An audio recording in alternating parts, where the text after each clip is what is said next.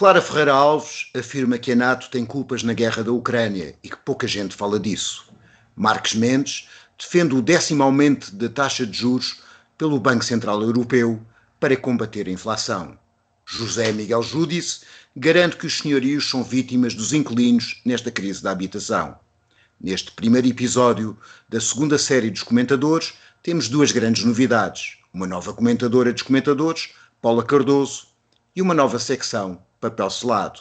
São os comentadores com Paula Cardoso, Pedro Tadeu e Nuno Ramos de Almeida. Os comentadores. Eles analisam, eles debatem, eles opinam, eles influenciam, eles discutem, eles ensinam, eles divertem, eles manipulam. Eles viciam a República.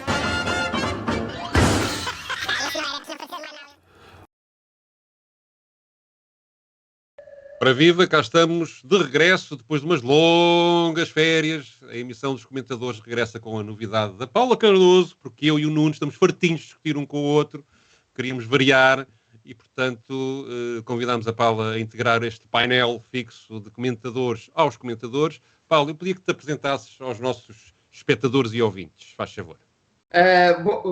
Bom dia, nós estamos aqui a gravar de manhã, portanto digo-vos bom dia. Obviamente quem nos estiver a acompanhar também terá estas boas-vindas. Esta questão de nos apresentarmos para mim é sempre um bocado difícil, ainda para mais porque eu faço muitas coisas, então o que é que eu vou colocar aqui como principal, não é? O que é que eu coloco no cartão de visita? E eu ultimamente tenho-me apresentado como uma ativista profissional, no sentido de que tudo aquilo que eu faço, ou tudo aquilo que procuro fazer, está relacionado com a mudança ela mais nano ou mais macro. Isso envolve o projeto que eu criei, o AfroLink, que é uma plataforma que une profissionais negros e que traz aqui algumas reflexões antirracistas. Depois há outros projetos aos quais eu estou associada, nomeadamente o Lado Negro da Força, e, enfim, sou autora de livros infantis também. Está aqui um atrás, A Força Africana, que foi o primeiro. E, para já, eu diria que apenas acrescento aqui uma ligação também ao Fórum dos Cidadãos, que é uma associação que tenta promover as Assembleias de Cidadãos aqui em Portugal. Portanto, e resumindo é isto. Democracia, muita democracia naquela que é a minha intervenção. Muito bem. Está apresentada a Paula Cardoso, vamos passar à conversa. Já agora digo que a realização deixou de ser minha, é também outra novidade, passou a ser feita hoje pelo Diogo Vasconcelos. Também tenho outra novidade, tenho um quadro atrás de mim, que significa que eu apresento-me com uma imagem, como alguém já disse, de menino de tonecas, mas pronto, cá estamos para lidar com isso. Vamos aos temas que realmente... Faz-me dizer, Nuno? Acho que foste tu, mas pronto. Não te queria denunciar, tu é que estás a oferecer à morte. Clara Ferreira Alves fez uma declaração surpreendente e rara nos médias portugueses. Afinal, a NATO tem culpas no cartório da guerra da Ucrânia. Não só seguiu os Estados Unidos nesta estratégia, porque como toda a gente sabe, e não sou eu que o digo, o Thomas Frieden no New York Times escreveu na altura, a NATO teve muitas responsabilidades nesta invasão. Agora diz isso, estás a dizer o mesmo que o Lula. Não, isto foi escrito pelo Thomas Frieden num texto enorme quando a guerra começou, a dizer que a NATO tinha andado a acender fogueiras que não podiam ser acesas. Eu pergunto se o preço da entrada da Ucrânia na NATO, se este preço tão elevado que todos estamos a pagar, que a Ucrânia está a pagar e que o mundo está a pagar, se vale a pena. Eu acho que não. Mas a primeira narrativa era que a Rússia... Ora bem, Nuno, o que tens tu a dizer sobre esta surpreendente declaração de Clara Ferreira Alves? Bom, eu acho que ela está muito ligada a uma questão, torna-se cada vez mais evidente que esta guerra não se resolve de uma forma militar, não se resolve pela continuação dela e por uma vitória de uma das partes. Obviamente que esta guerra não começou em 2022, mas obviamente que houve uma invasão do território da Ucrânia e desde aí existem centenas de milhares de mortos, mais de 500 mil mortos neste conflito. A questão, no fundo, é perceber que há um conjunto de problemas que têm que ser resolvidos e que tem que haver uma solução política para esta guerra. E acho que decorre disso a alteração destas posições, que já se vê na imprensa, em alguns círculos políticos e até na Clara Ferreira Alves. Paula, o que é que pensas disto? Eu, antes de mais, penso que na minha introdução nem sequer falei da minha trajetória no jornalismo, tanto revelador, do detox que eu já fiz. Mas, primeiro, esta questão do artigo do Thomas Friedman e do facto de parecer ser uma novidade esta reflexão sobre a intervenção da NATO e o papel dos Estados Unidos, naturalmente, aqui neste resultado, está longe de ser novidade, não é? Porque eu já li vários artigos, não em Portugal se calhar é novidade, porque todos aqueles que eu li, de facto, não foram na imprensa portuguesa, e que fazem essa associação. Portanto, não é apenas o Thomas Friedman, portanto, se a Clara copiou alguém, não foi apenas o Thomas Friedman, se estão-lhe a acusar disso, há muitas outras pessoas que já têm escrito sobre esta temática. Também tive a oportunidade, porque lá está o bichinho do jornalismo, ele fica, não é? E ao contrário dos comentadores que estão nas nossas televisões, eu procuro ir informar-me mais sobre os temas para falar sobre eles. E há uma série de documentos muito anteriores, portanto, não estava aqui a trazer esta questão, obviamente, a invasão não começa, a guerra não começa em 2022, começa muito antes, e de facto há muitos documentos de serviços secretos e não só, nos Estados Unidos, a apontar para este desfecho, para este resultado, a alertar para os avisos, e até existiam uma série de negociações que estavam a decorrer com esta exigência de Putin para que esta entrada da Ucrânia na NATO, para que este alargamento da NATO não se efetivasse, dizendo de forma muito clara que a efetivar-se, que a avançar-se com esse tipo de negociações, que este seria o resultado. Isto foi, enfim, ignorado, não é? Mas quando nós ouvimos falar pela primeira vez das tensões que estavam sobre a mesa e desta possibilidade, o que acontece a nível de narrativa é, este tipo é um louco, não é? É um insano, e eu não discordo disso, portanto, eu concordo, o tipo é um louco, mas esta ideia de que houve uma manhã em que acordou e que resolveu, olha, agora estou para aqui virado e vou invadir a Ucrânia. Não foi da noite para o dia, portanto, era apenas esta nota que eu queria trazer. Existem, de facto, muitos relatórios, e eu gostaria também, não sei se isso depois poderá ser um caminho aqui também dos comentadores, que é, a partir das leituras que nós fazemos, poder partilhar algumas fontes também, alternativas, não é? Porque aquilo que eu leio não será seguramente aquilo que outras pessoas lerão, e acho que é importante também termos este confronto de fontes, digamos, para percebermos que as narrativas, que as opiniões são informadas, ou devem ser informadas, por factos, em vez de estarmos apenas aqui nesta questão dos achismos.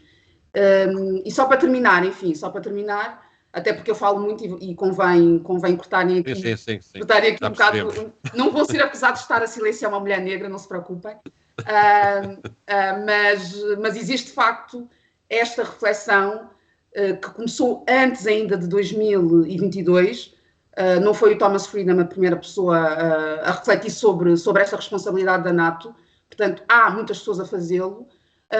Agora isso não chega ao nosso espaço mediático, porque criou-se desde o início esta narrativa do homem louco que resolveu, que ensandeceu de vez, e que o resultado é este.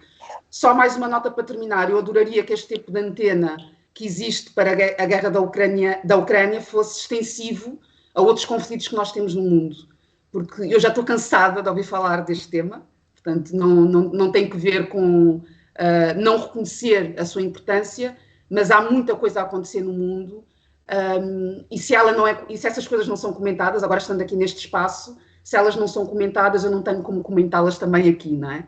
E gostaria de poder fazê-lo. Portanto, termino só com esta nota também. Muito bem. Eu, como sou militante do PCP, lembrei-me de uma coisa, aliás, a Clara Ferreira Alves, quando está a falar, diz assim, agora parece que estás a ter a mesma posição que... Mas ela não diz quem. Eu digo, olha, vou mostrar aqui assim o site do Partido Comunista Português, que apresenta, logo em fevereiro do ano de 2022, quando aconteceu o início daquilo que os russos chamam de operação especial na Ucrânia, portanto, da guerra na Ucrânia, as ideias-chave que o PCP queria transmitir, e cá está, agravamento é indissociável da tensão e confrontação dos Estados Unidos, NATO e União Europeia contra a Rússia. Depois clico aqui e vejo as posições do PCP. Ainda antes da guerra começar, a 22 de fevereiro, portanto, a 15 de fevereiro, fazem um comunicado, uma nota de um gabinete de imprensa, em que o título é Fim à escalada da confrontação dos Estados Unidos e da NATO contra a Rússia, defender a paz, promover o desarmamento. Ora, toda a gente se lembra, quando o PCP fez isto, foi crucificado na praça pública. E agora, a própria Clara Ferreira Alves, aliás, sacrificou o PCP na praça pública por causa deste tipo de posições. E agora, pelos vistos, começa a haver uma certa reversão em relação a essas posições iniciais na guerra, porque a realidade está a impor-se. E além daquilo que a Paula disse, eu recordo que há, desde 2014, uma agressão dentro da Ucrânia em relação aos Estados que eram mais russófonos, com vítimas civis, com uma situação na prática de guerra que se iniciou nessa altura, com cumplicidade e ajuda de elementos do Ocidente, nomeadamente dos Estados Unidos da América. E, portanto, esta guerra, de facto, começou antes do dia da invasão da Rússia à Ucrânia e tem antecedentes que envolvem a NATO e que, de facto, alguns, quero também ser justo, alguns jornalistas portugueses, por exemplo, Miguel Sousa Tavares, eu próprio, muitos outros, apesar de tudo, têm escrito aquilo que agora a Clara Ferreira Alves cita de um jornalista norte-americano. Vamos mudar de assunto. Marcos Mendes falou sobre o aumento das taxas de juros que acha que são razoáveis e que são necessárias. Vamos ouvir. E dá esperança porque a terapia é dura, é aumentar taxas de juros. E porventura começou tardiamente. Não sei se tivesse começado mais cedo, se não teria sido mais eficaz. A terapia é dura, mas o resultado final é muito bom. Isto normalmente não se diz. O que é o resultado final? É baixar a inflação. Desde que não mata o paciente? Sim, claro, não pode matar o paciente. Mas o que você também não pode é viver durante muito tempo com uma inflação muito alta, porque é um imposto escondido. E é um imposto que penaliza, sobretudo, os mais pobres e mais vulneráveis. Esta é a parte que normalmente não se diz, mas tem que ser. Ora bem, isto é um tema típico para o Nuno, que é um especialista em economia, apreciar. Mas eu lembro só uma coisa antes do Nuno. Que exagero, que me parece uma distorção da análise mesmo dentro do padrão neoliberal ou liberal ou pró-financeiro ou a favor da banca, o que quiserem. Mesmo dentro desse padrão me parece que há aqui uma distorção na análise disto tudo. Estamos a falar de taxas de inflação hoje em dia que estão abaixo dos 4%. E este drama todo parece, do aumento das taxas de juros, parece que queremos fazer equivaler à situação da hiperinflação da Alemanha entre guerras, em que as taxas de juros chegaram a ser de 29.000%, portanto, ao mês. Portanto, são realidades, e nessa altura, de facto, o combate foi feito, sobretudo, através de aumentos também sucessivos de taxas de juros. Portanto, há aqui uma análise da economia que me parece haver não uma hiperinflação, mas uma hipervalorização do valor da inflação, que não parece tão alto como isso. Eu próprio vivi muitos anos com taxas de inflação de 9% e 10% e as coisas funcionavam. Mas, enfim, o Nuno, que de facto sabe mais de economia que eu e, portanto, tem prioridade neste tipo de assuntos, gostava de ouvi-lo sobre o que é que o Marcos Mendes diz. Eu acho que há aqui duas questões. Uma questão é o tipo de inflação que temos e as medidas que estão a ser tomadas. E outra questão é a análise da inflação. O Marcos Mendes diz que a inflação é um imposto escondido e prejudica sobretudo os pobres. Isso é só verdade quando os salários não aumentam. Porque a inflação até podia redistribuir e diminuir a desigualdade. Isto é, a inflação existindo uma inflação curta, diminui as dívidas das pessoas que têm dívidas, porque elas baixam o seu valor. Agora, na realidade, é neste momento uma inflação onde não sobem os salários reduzem, o que acontece é que há uma redistribuição dos rendimentos para o lado do capital. E isso é o que está a verificar. Nós comparemos com a crise de 1973 do primeiro choque petrolífero, aí os salários subiram mais de 20%. E neste caso deveriam subir. E o que nós estamos a assistir é desde o período da crise do subprime, da pandemia e agora deste processo de inflação, é uma compressão radical dos salários e uma grande diminuição da população. Depois, ninguém diz que a inflação, como estava a dizer o Pedro, tem que ser 2%. Esta meta de 2% é feita que é para garantir o capital financeiro e os seus investimentos, não é? É para garantir que, de facto, aqueles que investem tenham um retorno sem o perderem pela inflação. Superior aos 2%? Superior e sem perder. Isto é, o Banco Central Europeu o que faz é privilegiar os bancos e o capital financeiro em relação às pessoas. Porque se tivesse importado com as pessoas, tinha como papel não apenas controlar a inflação, mas como papel apostar no emprego e no aumento dos rendimentos. Depois vem a segunda questão para acabar, que é, esta inflação é provocada por quê? Nos neoclássicos ela é provocada por o aquecimento da economia. Quer dizer, que todos nós queremos comprar massa, há pouca massa e a massa sobe de preço. Mas não é isso que se verifica. Esta inflação inicialmente existe porque há uma guerra, existe porque houve uma pandemia que fez entrar em crise os circuitos de distribuição, mas na realidade neste momento ela mantém-se, porque entretanto o combustível baixou e os produtos agrícolas baixaram, os cereais, mantém-se porque cresceram as margens de lucro dos grupos de distribuição, nomeadamente os grupos de distribuição. Isto é, como funciona o oligopólio e sabem que a gente tem que comer todos, eles aumentam todos os preços, aumentando a sua margem de lucro. Portanto, este aumento de taxa de juros, para diminuir a economia, no final vai criar uma crise tão grande que a inflação baixa. Mas, entretanto, esmifrou quem trabalha. Aquilo que devia estar a ser feito é tabular os preços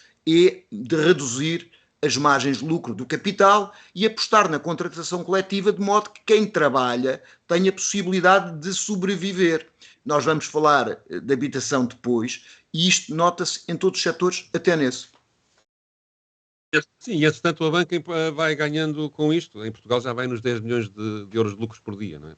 Paulo, achas que face a este tipo de comportamento do BCE, digamos, de estar fechado à pressão política que existe para que não aumente as taxas de juros e é indiferente a essa pressão, que devia haver uma modificação nas estruturas do BCE, um controle político, outro tipo de funcionamento? Olha, Pedro, primeiro, falar depois do especialista, né? Ainda bem que temos aqui, de facto, o Nuno para nos dar questões, porque eu, a nível de economias, políticas monetárias, tudo o que tenha a ver com dinheiro, a minha relação é de quem está do lado do sofredor, não é? Esta questão da dor, de que falava Marcos Mendes, não é? Que a terapia é dura, mas e depois o resultado é bom de certeza. Ele diz qualquer coisa como isto, não é? E eu gostaria de ter essa certeza de que o resultado é bom de certeza, e eu não tenho. Portanto, o resultado final vai ser bom, até porque existe... estavas aqui a falar sobre esta questão do BCE, não é? Nós estamos com o 10º aumento consecutivo, não é? Das taxas. Eu não tenho uma propriedade, não estou a pagar um crédito à habitação, portanto sou inquilina, estou de um lado da equação que também é bastante vulnerável, mas não estou a viver a realidade, por exemplo, da minha irmã, que nos últimos meses teve um aumento na ordem dos 400 euros. Portanto, e pensando num agregado familiar com filhos, e mesmo sem filhos, onde é que se vai buscar esta folga, não é? 400 euros é muito dinheiro para um agregado familiar, para dispor dessa folga todos os meses. Portanto, o que eu considero aqui a nível de BCE e a nível de instituições é que há, e eu não sei como é que se resolve isto, portanto, muito honestamente, mas há aqui um distanciamento muito grande entre as políticas e as obsessões com as métricas, porque o Nuno, ainda bem que o Nuno falou nos 2%, porque eu leio sobre os 2% e eu pergunto, mas que raio, quem é que estabeleceu que são os 2% e que nós temos de correr para os 2% e que só isto é que vale, não é? O que é que estabeleceu que tem de ser assim e porque é que não pode ser de outra forma? E, sobretudo, esta questão do doa a quem doer, não é? Custe que custar, nós temos de chegar a este lugar. E a questão é que, apesar de se ter dito que este 10º aumento consecutivo, que foi, enfim, que nós tivemos conhecimento na semana passada, que talvez não passe daqui, apesar de se ter comentado isso, eu não retiro essas conclusões das declarações da Lagarde, não retiro. Portanto, para mim, ainda existe a possibilidade de termos um novo aumento até ao final do ano, justamente porque não há nada que nos diga que os senhores que tomam estas decisões estão satisfeitos com este tal controle da inflação. Estavas aqui a falar nos valores, Pedro. A questão é que os valores são diferentes dentro daquela que é a realidade europeia, não é? E o impacto desses valores também é diferente. Nós estamos aqui a falar de médias, não é? Mas eu cheguei a ver que na Eslováquia, por exemplo, esse valor está perto dos 10% de inflação, que é muito diferente dessa tal média de 5%, 5,6%. E isto tem de ser tido em conta, não é? Que estes impactos são diferentes. E esses impactos, para mim, não estão a ser considerados. E o que eu gostava que se alterasse a nível de políticas é justamente esta consciência social destas decisões, que eu sinto que nunca há. Portanto, e esta ideia de que a terapia tem de ser dura, que tem de ser, que não há outra alternativa, eu não subscrevo de maneira nenhuma.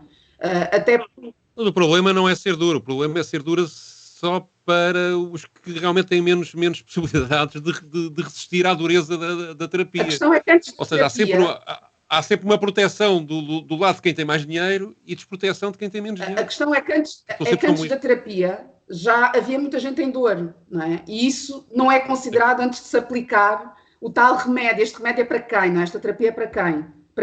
Das 50 sombras do Marcos Mendes, não é? Aquela ideia que não só há prazer com dor, não é? É um bocado. Muito bem, vamos passar a outro assunto, também que tem muito a ver com isto, que é o problema das rendas de casa. José Miguel Júdice falou sobre este assunto e defendeu a tese de que o governo está a prejudicar os senhorios. Que precisam de ser protegidos, mas não. O que é que o governo vai fazer? Como o lobby dos inquilinos é muito mais forte que o lobby dos senhorios, o governo não quer saber se a casa é de um senhorio pobre ou de um senhorio rico. Não quer saber se o inquilino é pobre ou se o inquilino é rico. O que o Estado vai dizer é: eu vou congelar, vou controlar, vou tabelar as rendas para proteger uma categoria que só tem em comum ser inquilino. Quer dizer, há pessoas, quando no tempo do salazarismo as rendas eram fixadas, eu conhecia pessoas que viviam em casas 7, 8, 9 andares, 9 divisões, a pagarem 500 escudos, 50 escudos. Sim. Ora bem, eram pessoas que viviam muito melhor do que os senhorios. O que é que acontece? E além disso, porquê? Eu gostei do facto de ele ficar congelado. Também viste a imagem congelado, quando ele congelou as rendas. E 500 escudos em 1973 era bastante dinheiro, não é? Eu lembro que o primeiro ordenado mínimo a seguir ao 25 de Abril era 3 contos, portanto 500 escudos de renda não era mau. Mas já que a Paula falou que vive isto na pele, gostava que fosse ela a primeira. Então achas que os inquilinos é que são protegidos pelo governo, Paula? Então não somos. Eu sinto-me profundamente protegida, a ponto de não saber se me vão renovar o contrato. Portanto, a minha proteção vai... nós sabemos, não é? Sabemos que os comentadores falam sobre tudo, não é? E mais um par de botas. E existe muito esta ideia de generalizarmos, não é? A partir de uma outra situação que conhecemos. E que é isto que para mim o Júdice está a fazer, enfim, e outras pessoas fazem a miúde. Agora, a questão é, eu de facto sou inquilina, para encontrar a casa na qual habito, portanto, já encontrei neste contexto de subida, de escalada, sem qualquer tipo de controle, portanto, para trazer aqui esta questão que o Júdice também fala sobre o lobby dos inquilinos, e por favor, lobistas, inquilinos, contactem, porque eu quero entrar, portanto, se esse lobby está aí, e está com esta força toda ao ponto de ameaçar os proprietários, eu quero juntar-me, porque há aqui, eu creio que nestas discussões, e depois entramos aqui sempre nestes dois polos, não é? Porque esquecemos que estamos a falar, por um lado, de rendimentos de trabalho, por outro lado, de rendimento do capital, e misturar isto, para mim, é muito perigoso, como é óbvio, porque eu não estou a dizer que os senhorios não têm de ter... não têm de ser compensados por estes travões. Aliás, no ano passado o travão que foi colocado teve justamente essa contrapartida, portanto, de haver aqui uma compensação por via fiscal. Portanto, não é que não se esteja a ter isso em atenção, o problema é que os senhorios querem aumentar para além daquilo que a lei prevê, não é? Este é o problema, é o grande problema. E depois há aqui outra questão nesta defesa, não é, do direito à propriedade privada, que eu não estou contra, o direito à propriedade privada, entenda-se. Agora, eu acho é que o direito à propriedade privada não se pode sobrepor ao direito à habitação. E aquilo que eu observo é que se sobrepõe, que se tem sobreposto, não é? Fala-se aqui de uma função social, e tem-se falado dessa função social, obviamente, que eu considero que também tem de ser acautelada do ponto de vista das medidas. Portanto, não se pode olhar para a habitação apenas como investimento, como se tem feito, do meu ponto de vista. Portanto, tem de existir, de facto, aqui esse olhar social. Só aqui para terminar, acho de facto que eu gostaria de oferecer-me aqui para uma visita guiada por aquele que é o mercado habitacional, para se perceber que esta ideia do inquilino rico tem de ser desconstruída. Quero conhecer, estou muito interessada em conhecer quem são esses senhorios pobres, porque acho que também há aqui uma narrativa de pobreza que deveria ser aprofundada, o que é pobreza e o que é isto do inquilino pobre, sendo que termino também dizendo que sim, reconheço que há diferentes senhorios proprietários, portanto não estamos aqui a falar de uma realidade que é comum. Eu própria conheço pessoas que estão a arrendar as suas casas e que com esta subida das taxas de crédito à habitação que estão aqui com um problema de gestão, eu reconheço isso completamente, mas são pessoas que têm um teto. Portanto, nós estamos aqui a comparar realidades que para mim não são comparáveis. E é isto que é feito neste comentário pelo Júdice, isso é comparar aquilo que para mim não é comparável. Portanto, são realidades que têm de ser tidas em conta, sim, mas com pesos e medidas diferentes. E não foi isto que foi feito. Portanto, eu como inquilina, volto aqui a reforçar, quero entrar no lobby. E o senhor Nuno? Bom, eu acho que o Júdice se baseia numa realidade de há muitos anos. Ele fala do tempo de Salazar e do congelamento das rendas, aliás, começou na Primeira República, mas não faz a análise toda, isto é, o Salazar tinha políticas de congelamento de rendas e as chamadas campanhas do trigo para fazerem o pão barato para manter os salários baixos. E mantinham os salários baixos baseando numa realidade em que os gastos das pessoas seriam baixos também. Nós, neste momento, temos uma realidade em que as pessoas não têm o ordenado inferior à renda da casa. É uma realidade impossível de sustentar. É uma realidade que nem o fascismo o fez. Portanto, há situações, obviamente, no mercado de arrendamento que são situações assimétricas. Há senhorios que têm rendas muito baixas e que elas, pela idade dos inquilinos, etc., pela situação, não as conseguiram aumentar. Mas, do outro lado, há uma grande maioria das novas rendas, porque o congelamento já acabou há bastante tempo, que são muitas vezes superiores ao poder de compra de quem trabalha e aos salários das pessoas. E estas duas questões têm que ser regularizadas, isto é, a renda tem que ter um preço que é proporcional aos salários das pessoas. Isto só se resolve aumentar as rendas se aumentarem muito os salários. Finalmente, a questão da habitação é uma questão que andam a empurrar com a barriga e que está praticamente não se vê resolução possível. E nós temos realidades que se alteraram completamente, e eu acabo com isto. Entre 2000, normalmente diz que há casas devolutas e os senhorios dizem, e tal, isso é armação de pera, ou é no interior. Não é verdade. Entre 2011 e 2021, os dois censos, as novas casas, 11,3% são devolutas. Porquê é que isso acontece? Porque o capital joga com as casas como fundo de especulação e não como fundo de habitação.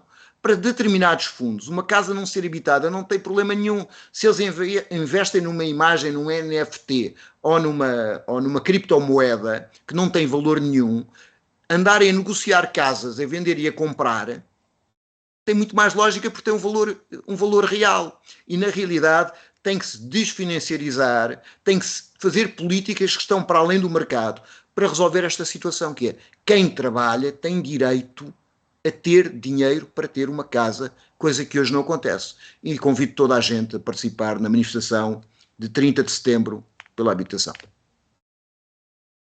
Muito bem, vamos criar uma nova rubrica chamada Papel Selado, que é para podermos comentar algumas coisas que de vez em quando aparecem na imprensa escrita, que nos suscitam a curiosidade e o comentário. Vamos a isso.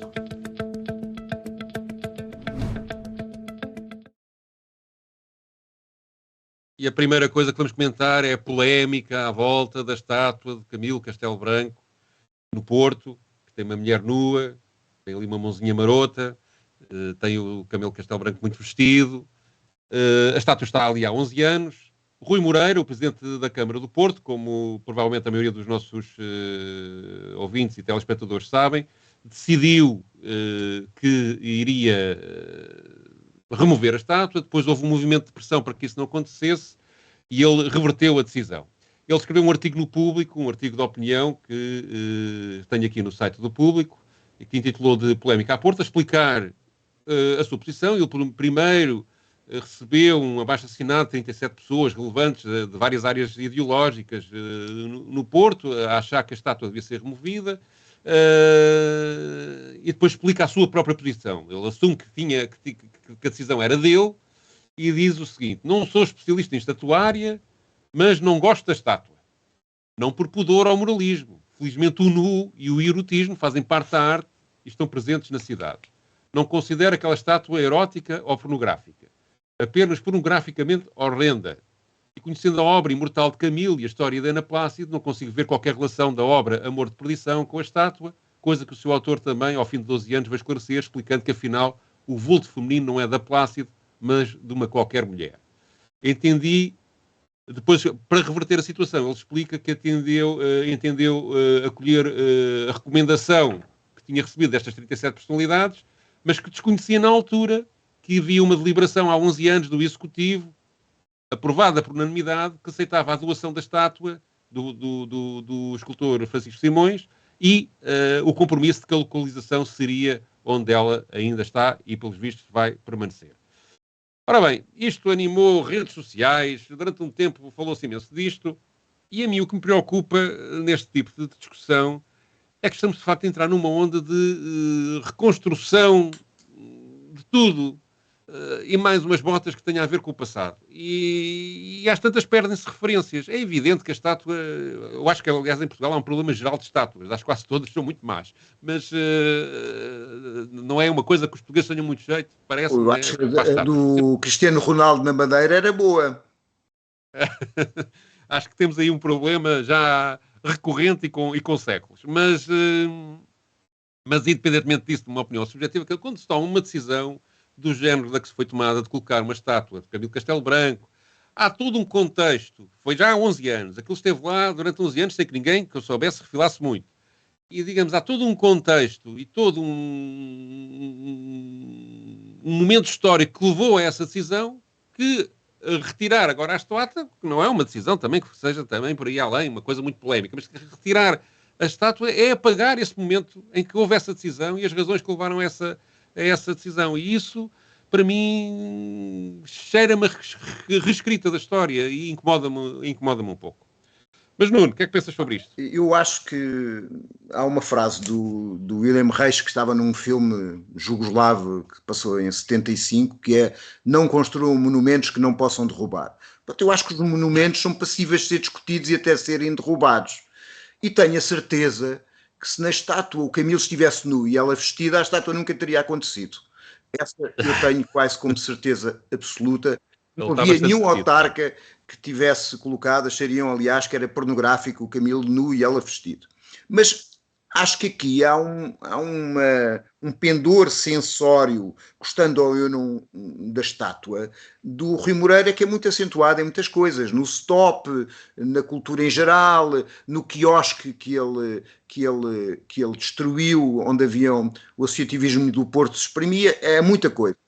Isto para dizer o seguinte: eu acho que a parte da discussão política das coisas é possível, a parte da questão da imposição e do poder e do gosto, do meu ponto de vista, é menos relevante. mas a parte da estatuária é muito importante e eu acho que há crimes muito mais graves. Por exemplo, em Lisboa, o atual autarca resolveu construir de raiz monumentos fascistas. Isto é, os brasões da Praça do Império, que não existiam como estátua, foram reconstruídos, ou construídos, não reconstruídos, construídos por um autarca que resolveu colocar a imagética fascista na Praça do Império. Quase. Mas isso é outra forma de reescrever a história. Não, é uma forma de... A história está sempre em construção e em reconstrução. Isso é mais uma manipulação histórica. Claro, a construção de um monumento fascista em 2022 é uma coisa que não é aceitável e que devia ser implodido. Acho que, obviamente, nós devemos manter monumentos do fascismo, monumentos como Augusto, até para conhecermos o nosso percurso e não o apagarmos, como apagamos a escravatura, como apagamos a ditadura, como apagamos uma série de coisas. Mas acho este caso mais grave pela prepotência do que pelo alegado mau. Sim, a parte do Rui Moreira, isto é uma decisão minha, que o quero, posso ir mando, basicamente, e só recuou depois da pressão pública ter sido muito grande. Paula, que dizes sobre isto?